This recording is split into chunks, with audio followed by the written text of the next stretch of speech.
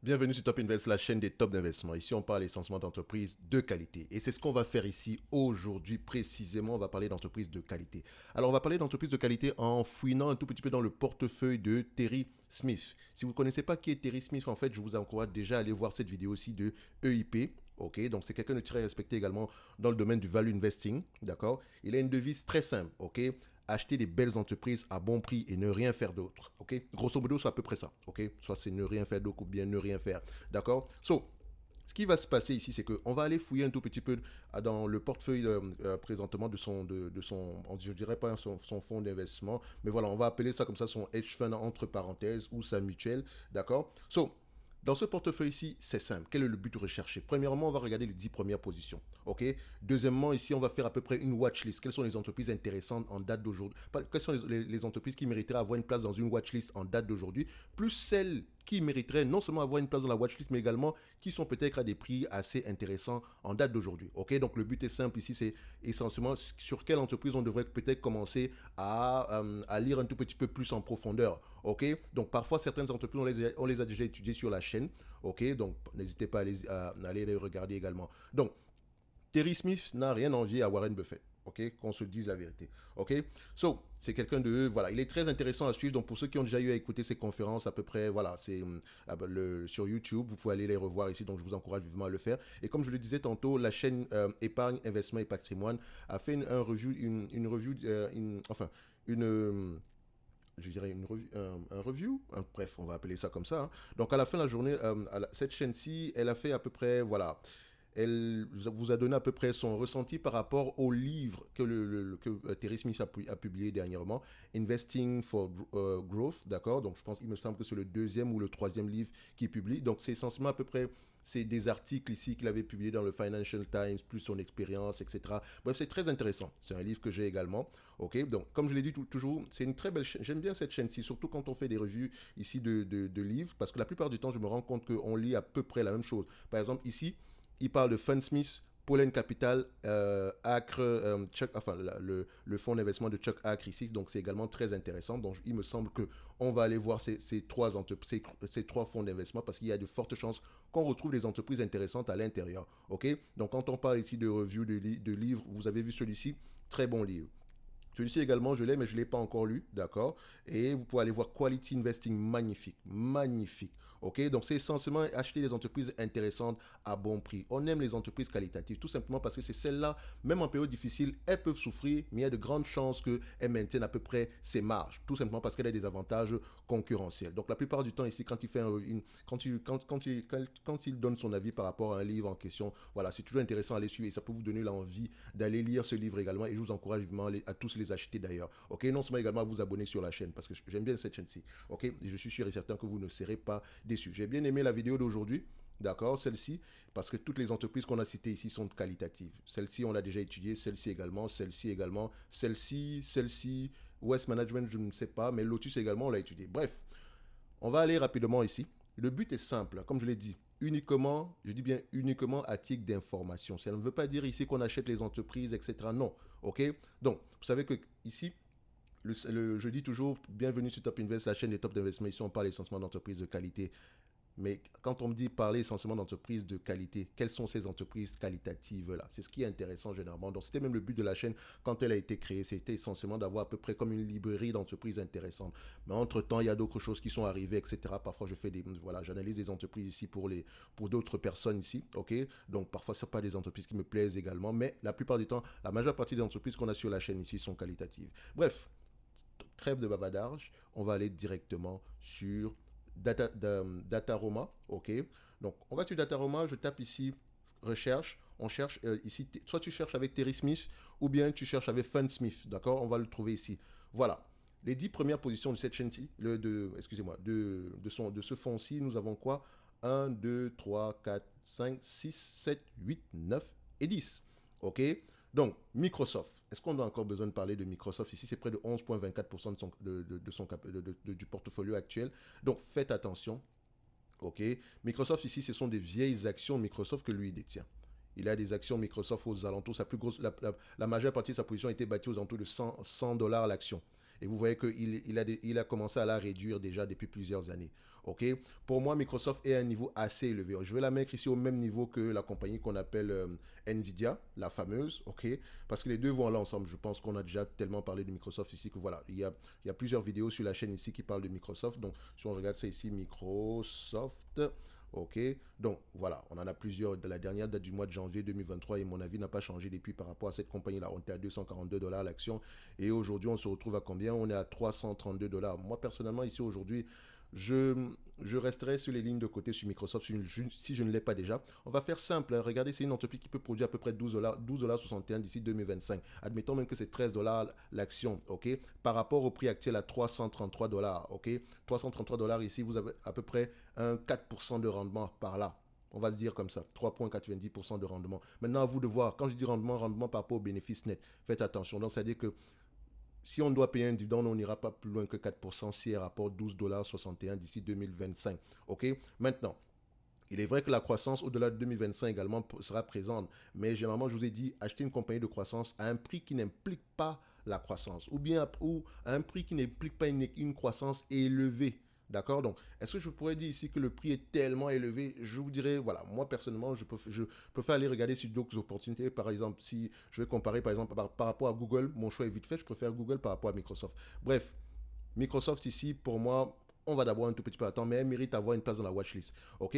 Donc, 10 premières positions ici, comme on l'a dit, on va simple. Donc, on a Microsoft ici. Donc, on va sur Philippe Maurice qui est toujours sous-évalué. D'accord? On va même pas revenir dessus. Stryker Corp, c'est à peu près, ils vendent ici du matériel médical, si je ne me trompe pas. C'est une excellente entreprise. Je dis bien, c'est une excellente entreprise à avoir en watchlist. D'accord? Au prix actuel, normalement, pour ce genre d'entité-là, c'est très rare de les retrouver à un prix intéressant. D'accord? Mais ça ne veut pas dire que vous devez l'acheter à n'importe quel prix. Non. Idéalement, en date d'aujourd'hui, c'est une entreprise, voilà, 200, 260. Je dirais également qu'elle est à la limite correctement évaluée par rapport à tout ce qu'on pourrait avoir ici d'ici 2025. Donc, pour moi, ici, c'est une entité qu'on pourrait peut-être attendre aux alentours des 200 à 150 $ par là. OK? Donc, c'est comme ça, c'est à la volée. Donc, d'accord? Donc, faites attention.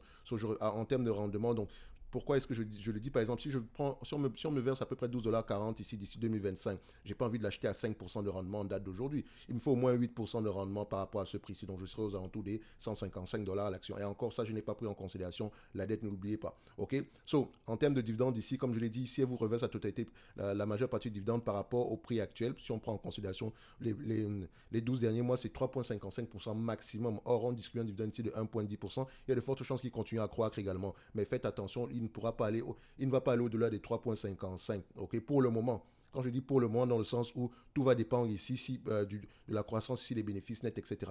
OK?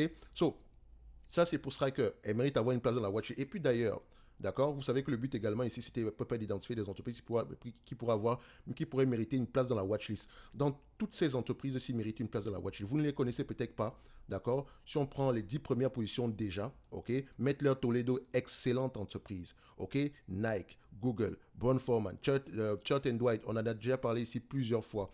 Church & Dwight, c'est une entreprise que j'ai souvent eu. C'est une belle entité, d'accord? Je pense qu'ils vendent tout ce qui concerne ici le matériel de nettoyage, les détergents, ce genre de choses-là. OK, donc vous allez voir Church & Dwight, on en a parlé il y a très très longtemps. Donc ici, c'est une vidéo qui date à peu près de quoi? Du mois de... Elle date du mois d'octobre, d'accord? Et il me semble que ce n'est même pas la première vidéo sur cette chaîne par rapport à cette compagnie-ci. Donc, Church & Dwight, excellente. Otis, magnifique. Ascenseur, tout ça, magnifique. OK? Vous avez Apple, Fortinet, on l'a également vu, c'était assez intéressant. Massimo, très intéressant à aller regarder, même si la dernière acquisition, je m'interroge. OK?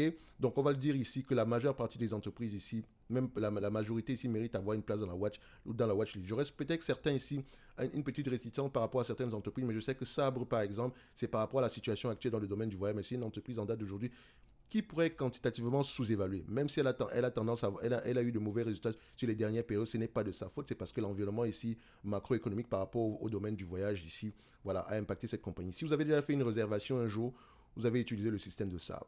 D'accord? So, on va terminer ici le top 10 des entreprises ici. Donc, IDEX, très belle entité, mais au prix actuel, est-ce que IDEX est intéressant? Et je dirais, enfin, on va regarder ça rapidement. D'accord? Donc, ce sont des laboratoires, ok? Si je ne me trompe pas, d'accord? Donc, laboratoire diagnostic, etc. Donc, on a quoi ici sur IDEX? Donc, ici, attendez, IDEX, IDEX, c'est des laboratoires ou bien des vendeurs d'instruments. Donc, on va faire simple, on regarde ça rapidement ici.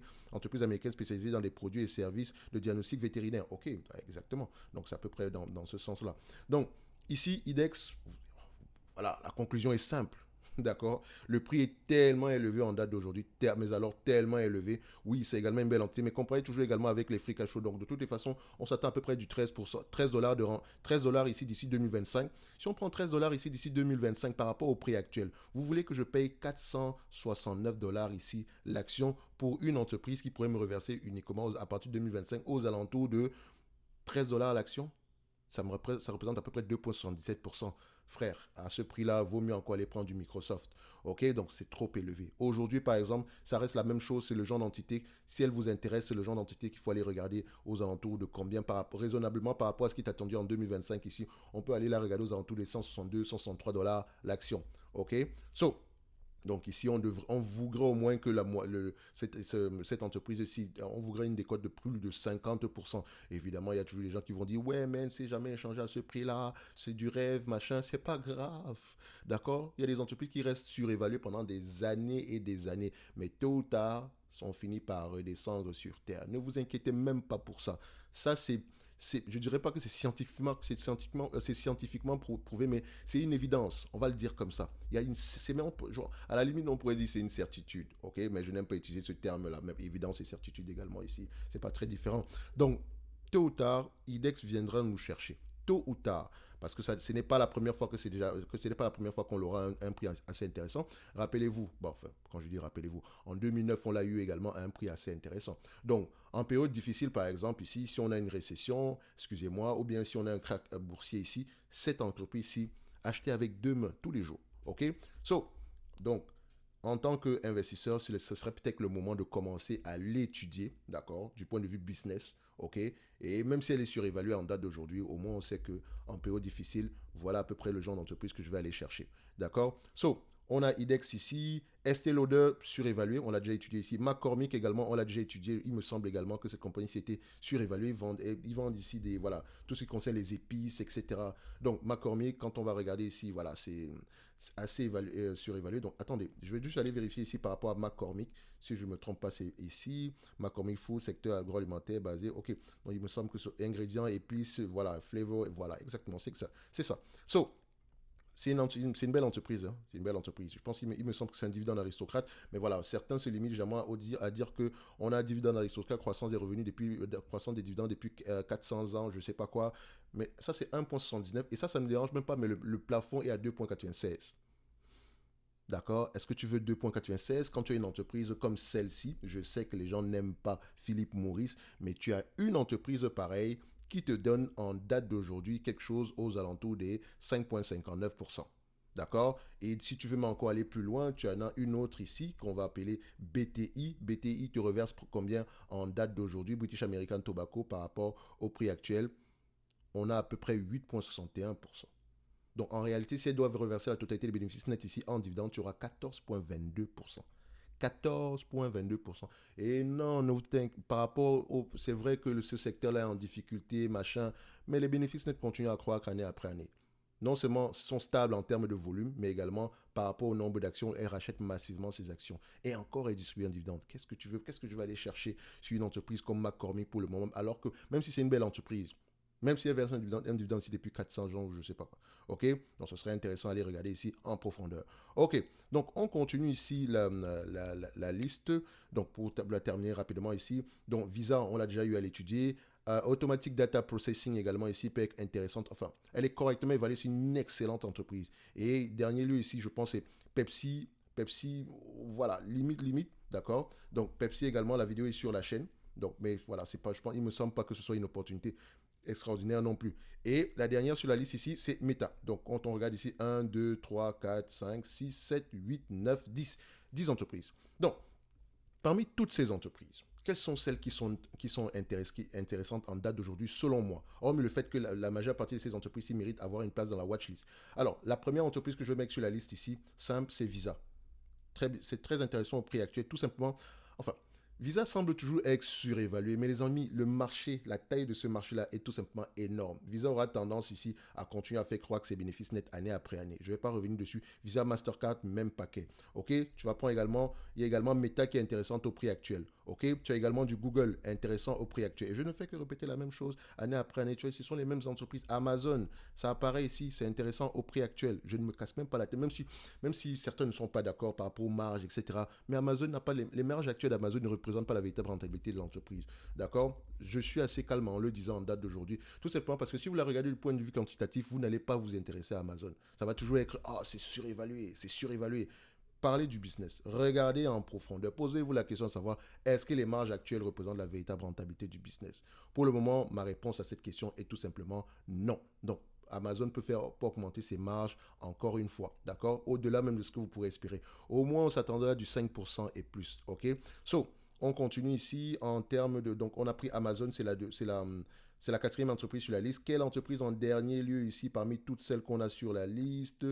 Alors, voilà, la dernière. Qu'est-ce que je vais mettre ici en dernier? Donc, on va faire simple, hein. C'est la compagnie qu'on appelle ADP, elle est correctement évaluée en date d'aujourd'hui, mais également, elle a également un gros marché, donc il y a de fortes chances qu'il y ait également une certaine croissance. Elle n'est pas exagérément, elle n'est pas surévaluée à mon goût, d'accord? Je ne dirais pas qu'elle est, c'est pas c'est ADP, Automatic Data Processing, c'est pas Aéroport de Paris, donc même si le ticker symbole est le même, je ne dirais pas que même si on a une différence ici, elle est quand même à 26 fois les bénéfices ici, mais attention, les bénéfices ont tendance à croître année après année. Ok, et quand tu prends en considération ici par rapport au free cash flow, parce que ces free cash flow ont tendance à être bien plus élevés que ça, on se retrouve à du 15,50$ ici. Mais faites attention ici, il faut toujours aller creuser ici en profondeur. Même si en réalité, la plupart des entreprises qui sont ici, on a déjà des prix assez élevés, je dis bien assez élevé, ça pourrait être intéressant d'aller creuser en profondeur sur certaines de ces entités-ci. Il faut également mentionner qu'il achète les entreprises qualitatives à bon prix. Donc, si vous voyez ici qu'il y a une entreprise dont il a fait l'acquisition dans ce portfolio-ci,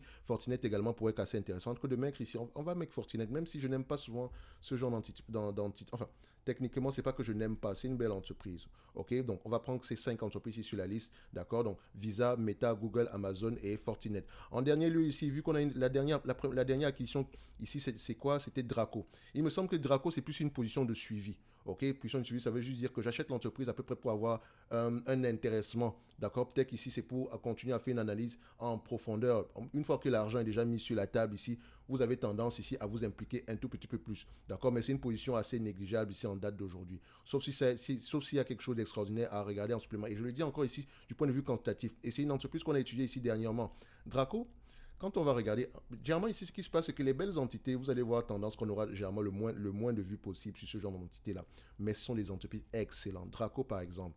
Ok, c'est une demande spéciale d'un abonné Top Premium. Je rappelle ici qu'en description de la vidéo, vous avez ici le service Top Premium et également la Top Newsletter qui est gratuite et vous allez recevoir quelque chose aujourd'hui pour tous ceux qui sont dans la Top Newsletter. Ok, notamment dans la Top Newsletter, on parle généralement ici des analyses ici sectorielles. D'accord, donc j'en ai un paquet présentement ici, donc je vais commencer à les distribuer un tout petit peu cette semaine-ci. Ok, donc ici, vous allez voir 300 vues, c'est rien du tout, d'accord, mais c'est une terrible, c'est tellement une belle entreprise. Pourtant, quand on va parler d'une entreprise comme Orpea, ouf, voilà quoi. Ça va fonctionner normalement, mais voilà, c'est pas le genre de vidéo qui va nous intéresser. On veut parler de belles entreprises. On veut parler de belles entreprises. Donc, Draco mérite d'avoir une place dans la watchlist. Donc, maintenant, s'il a fait l'acquisition de Draco ici, il me semble que la dernière fois que j'ai regardé du Draco, on était à peu près, voilà, il me semble que le prix pour moi était un tout petit peu élevé. D'accord. Donc maintenant, c'est à voir, est-ce qu'elle va également avoir le bénéficier de la même chose que les entités comme ERC ou bien United Rental. Dans tous les cas de figure, ça sera assez intéressant à aller creuser ici en profondeur pour Draco, comme d'ailleurs toutes les entreprises qui sont ici dans cette liste-ci, la majorité mérite d'avoir une place dans la watchlist, dans votre watchlist. Ok, je sais, certains vont dire, ouais, mais la watchlist est déjà assez longue. Bah, c'est le but d'une watchlist, se concentrer uniquement sur la qualité. Ok, une fois qu'elle est qualitative, on la met dans la watchlist et on identifie à peu près un prix assez intéressant, hormis le fait de commencer à faire à peu près ces analyses. Et évidemment, vous ne pouvez pas lire tous ces rapports financiers, c'est pour ça généralement qu'il faut les classer par secteur d'activité. Si j'ai déjà lu sur Estée Lauder, ça sera plus facile pour moi de lire sur L'Oréal. D'accord? Si j'ai déjà lu sur Visa, ça sera facile pour moi de lire sur Mastercard, etc. Si je connais à peu près Nike, ça sera facile pour moi d'analyser des entreprises comme Adidas. Si j'ai une idée déjà sur Google, ça sera à peu près facile pour moi d'analyser des entreprises comme Meta ou bien Microsoft, même si elles ne font pas essentiellement la même chose. Mais vous voyez ce que je veux dire, d'accord? Donc, c'est de l'expérience qu'on prend en supplément ici. OK? Fortinet, par exemple, je sais que si j'ai déjà eu analysé une compagnie ici dans le domaine ici de la cybersécurité ou bien des logiciels, ça pourrait à peu près, je sais à peu près quel genre d'éléments je devrais aller regarder sur cette entreprise ici. OK?